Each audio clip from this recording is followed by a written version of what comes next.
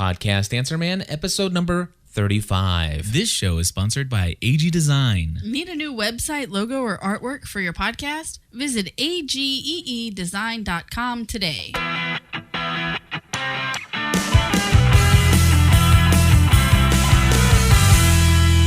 Hey everybody, welcome back to the Podcast Answer Man. My name is Cliff Ravenscraft, and I'm coming to you today with yet another product review. And by product review, I'm talking about a piece of equipment, recording equipment.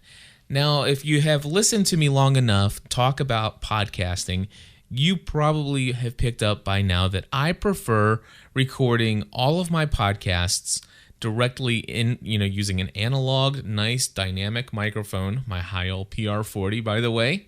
And of course, I've got a big, huge monster cable going from the microphone into my mixer board, which I use a Eurotrack UB1222 FX Pro. And outside of that, I bring it out of the output and go directly into a portable digital recorder. What that means is that, and the reason why I do this is because it does not go into the sound card on a computer, which sometimes sound cards have this tendency to pick up some kind of static or internal noise from within the computer itself that's being generated by all the parts inside.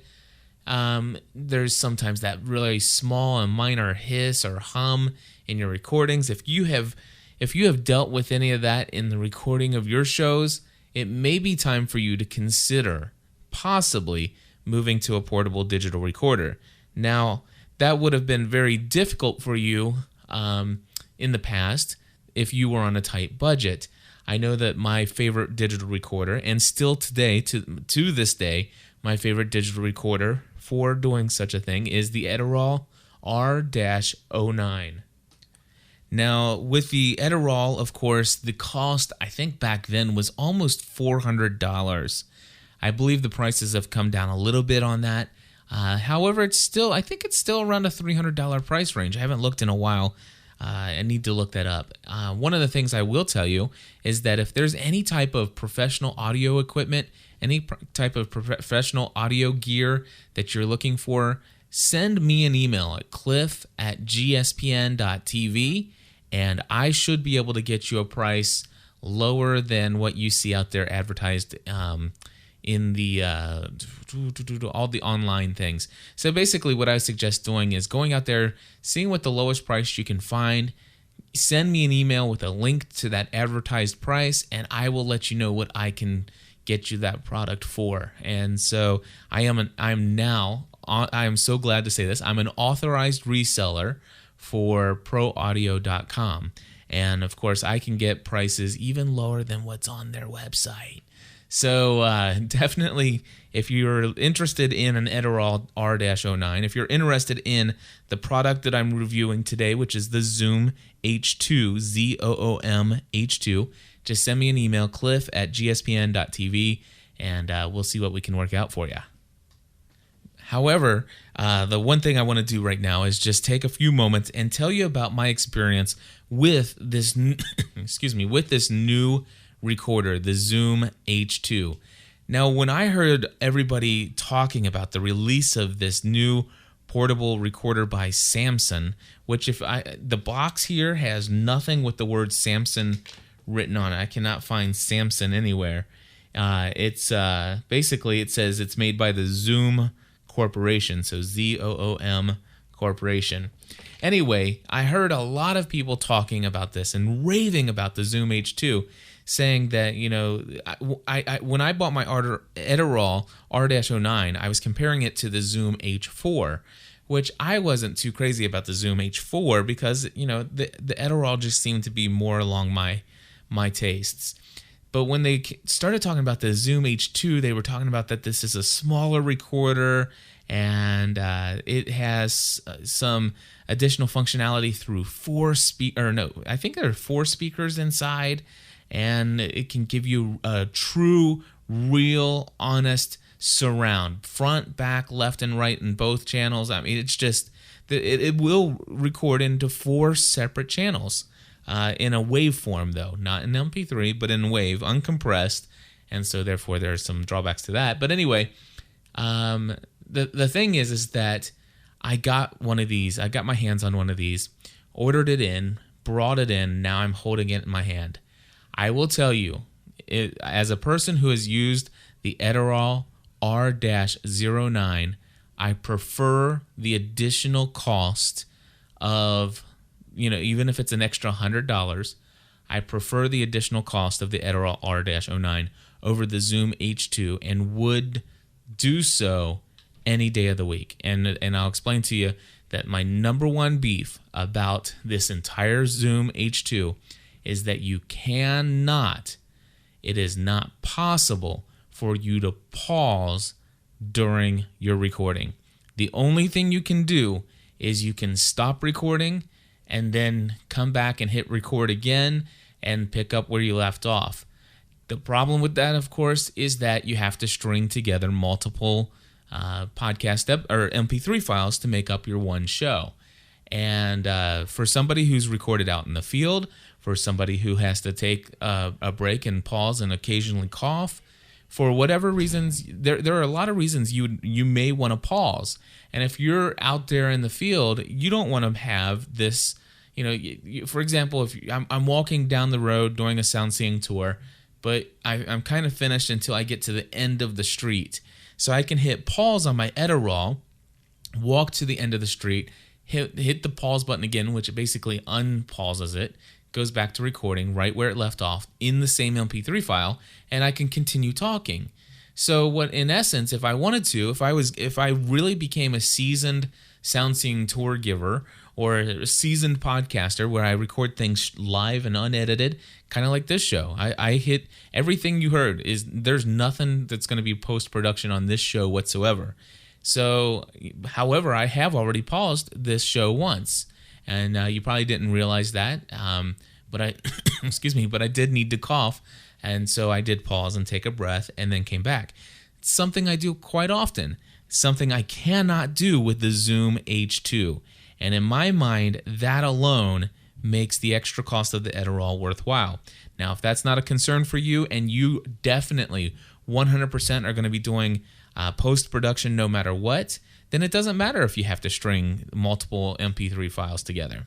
So with that out of the way, with my number one gripe, my number one beef, and basically the one thing that says I would never personally want to use this for podcasting myself because of the because of the pause feature, I will tell you that there are some other things that I didn't like about the Zoom H2.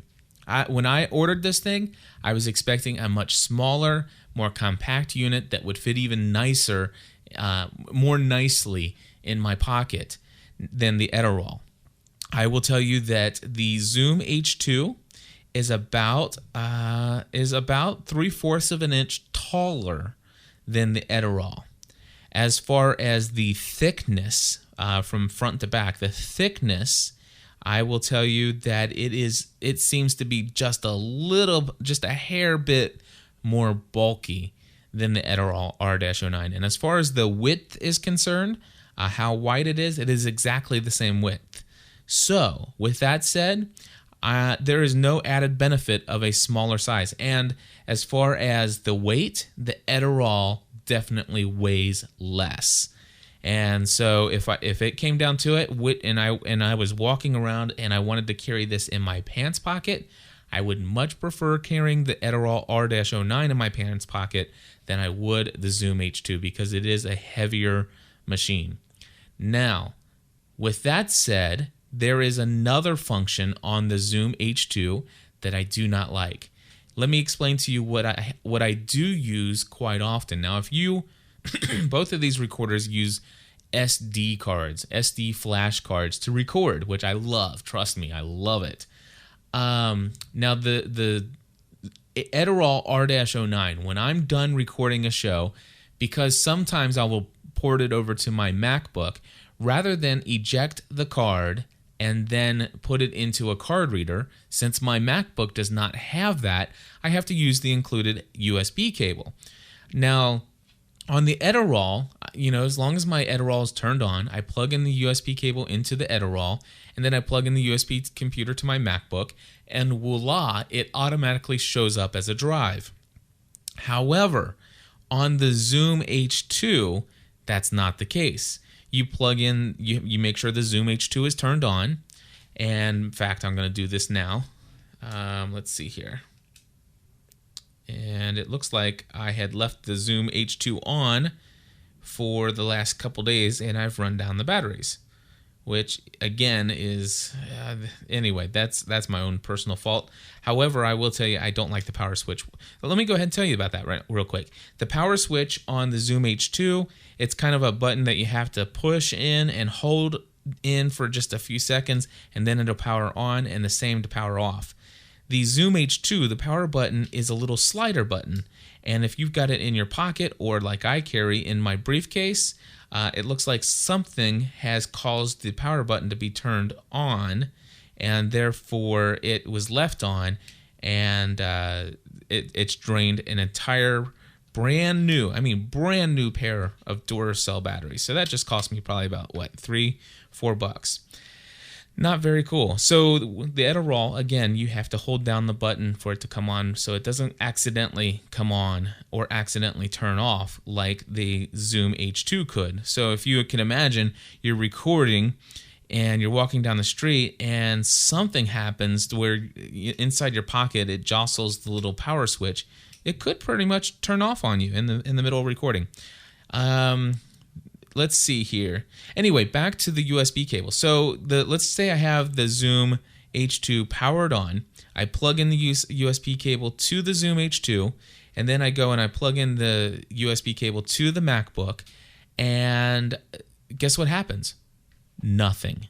No, because I have to actually click on the menu, then I have to navigate through the menu all the way down to where it says USB. I have to hit the select button. Then I have to choose, do I want to have it use the USB in storage mode, or do I want to use it as a sound card interface?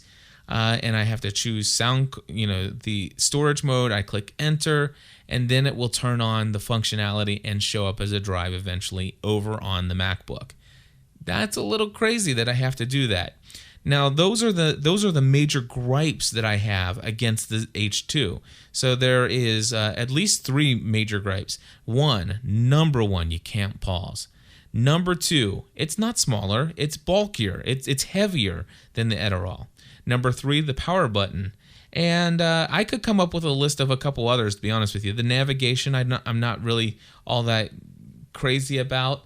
Especially in the dark, the Edirol is much easier to navigate through by touch.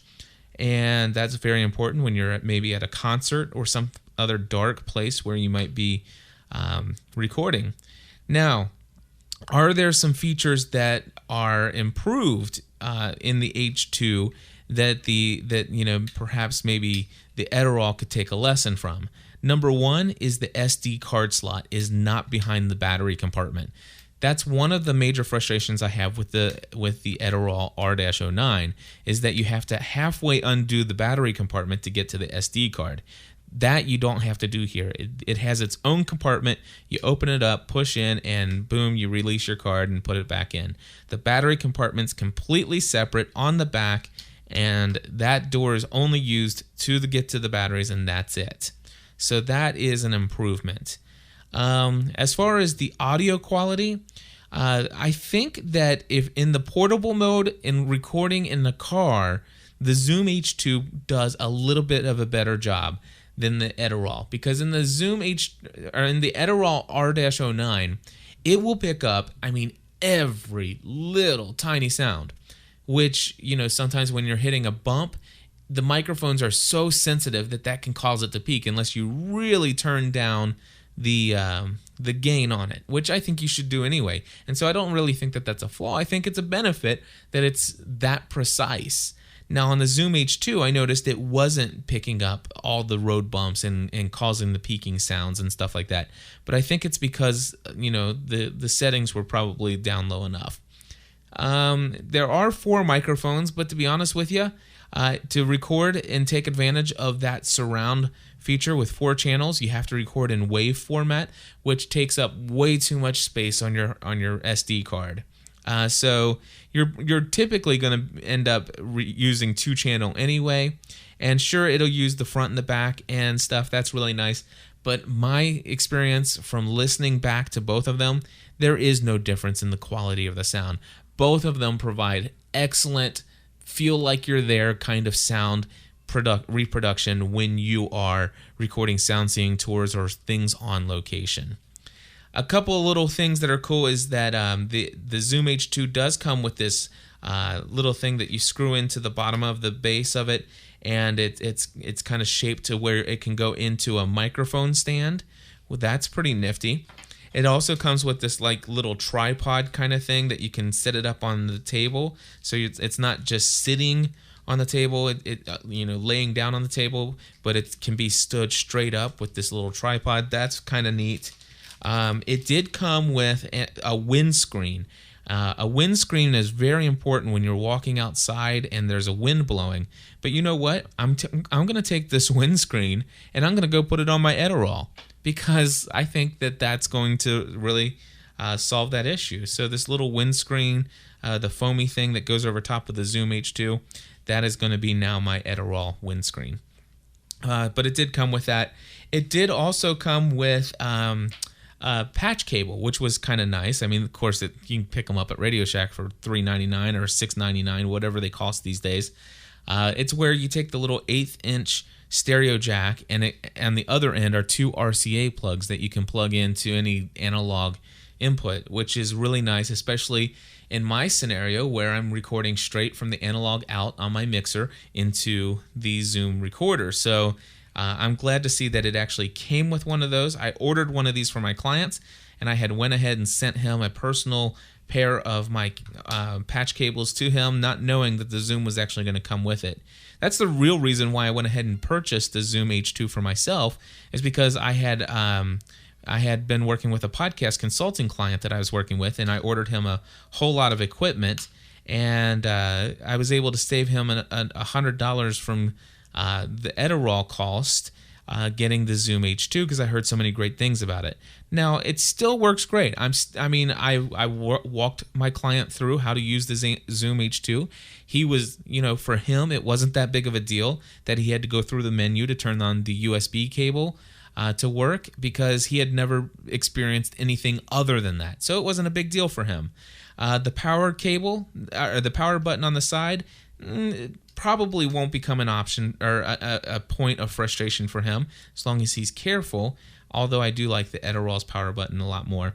And as far as the quality and everything, I think that it's going to work just as well as the Adderall. So here's pretty much my review of the Zoom H2. It's an excellent device. It's not any better than the Adderall. And in fact, the simple fact that you cannot pause during recording, for me personally, that is a deal breaker. I would definitely go with the Adderall R-09, pay the extra $100 or whatever it is right now, the going rate for the Adderall. Get the Adderall instead and forgo the H2. However, if you're on an extremely tight budget, I think the most websites are advertising this at $199. I do have the ability to get that at a lower rate. If you are looking for a Zoom H2 recorder, let me know. And I think that, if I'm not mistaken, I'll be able to get that lower for you, and we can look at some other equipment that you might be interested in.